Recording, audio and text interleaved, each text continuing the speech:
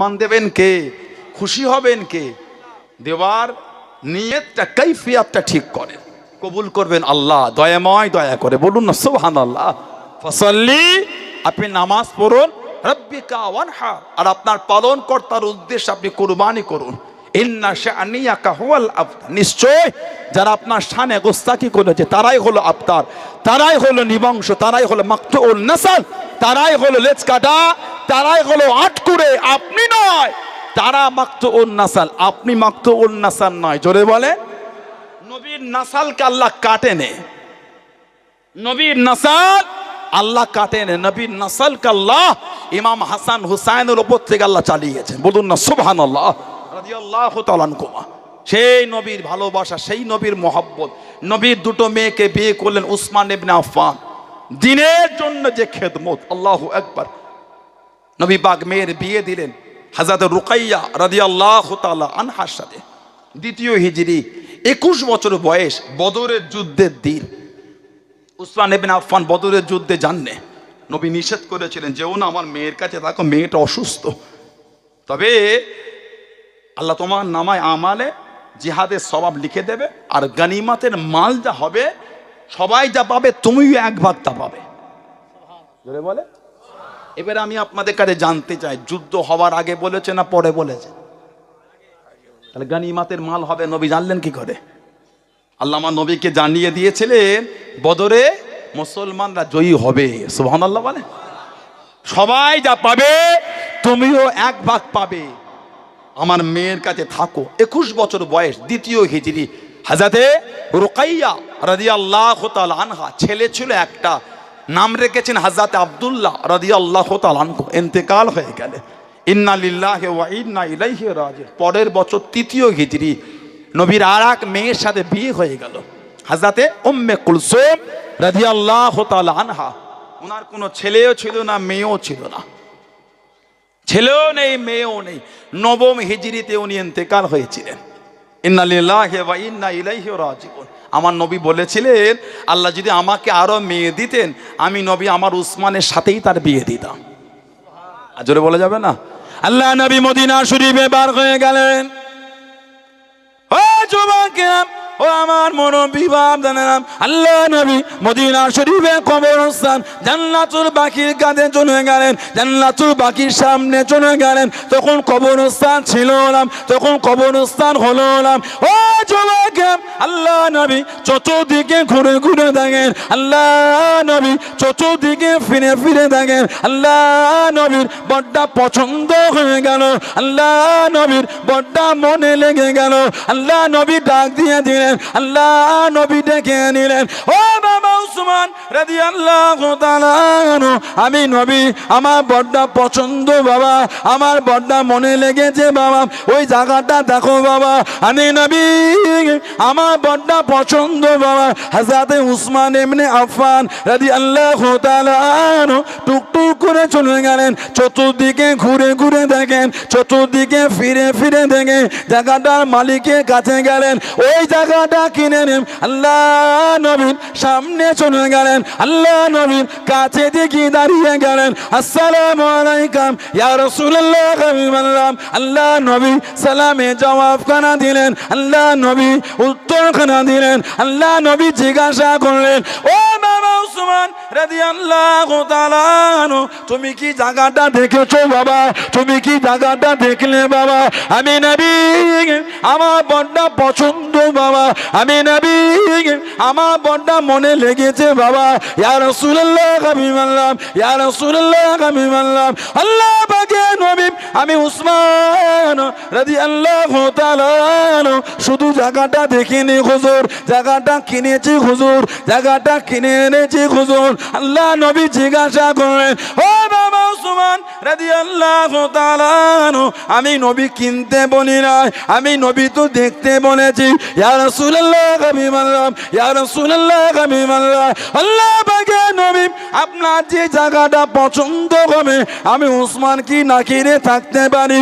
আমি উসমান রাদিয়াল্লাহু তাআলা আনহু জায়গাটাকে কিনে এনেছি। জোরে বলুন সুবহান, আর একটু জোরে বলুন সুবহান। যেটা আপনার পছন্দ হবে আমি না কিনে থাকতে পারি হুজুর।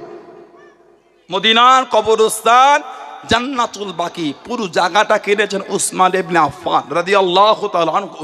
আমার নবীর কদমে হাদিয়া।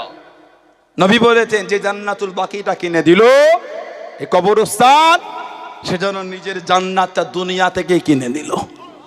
আল্লাহ নবী মাঝে মাঝে বলতেন আমার একটাই সাহাবী দুনিয়া থেকে দুবার জান্নাত কিনেছে, ওটা হলো আমার উসমান। জোরে বলে, ওটা হলো আমার উসমান। দুনিয়া থেকেই দুবার জান্নাত কিনেছে। দিনের জন্য যে খিদমত, আল্লাহু আকবার। মদিনা শরীফে নবী হিজরাত করে এলে সাহাবাদের পানির কষ্ট, নবীর কাছে বিচার, হুজুর ইহুদির কবজায় কুয়া, বীরে রোমা, বীরে রোমা, হুজুর ইহুদি পানি নিতে দেয় না, পানি নিতে দিলেও টাকা নেয় অনেক। নবী পাক সাহাবাদের বসনে, কেউ আছো বাবা বীরে রুমাটা কিনবে?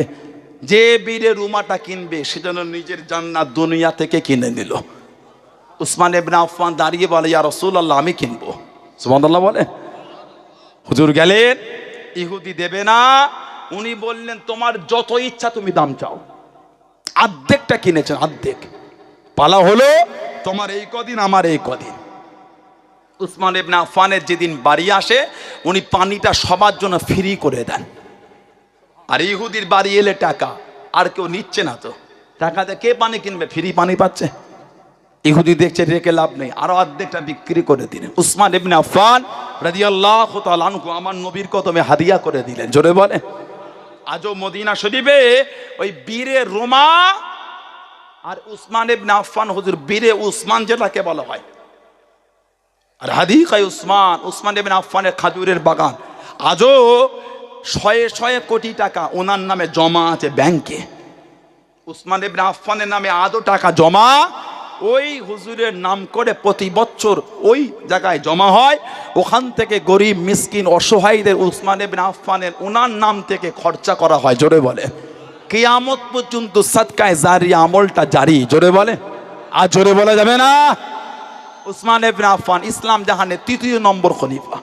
দিনের জন্য যে খিদমত, আল্লাহু আকবার কবীরা। আমার নবী জীবনে শেষ যুদ্ধে গিয়েছিলেন তাবুক, নবম হিজরিতে। এরপরে আমার নবী আর কোনো যুদ্ধ করেননি। নবম হিজরি তাবুকের যুদ্ধ। এর আগের বছর হয়েছিল অষ্টম হিজরি জঙ্গে মুতা বা মাউতার যুদ্ধ।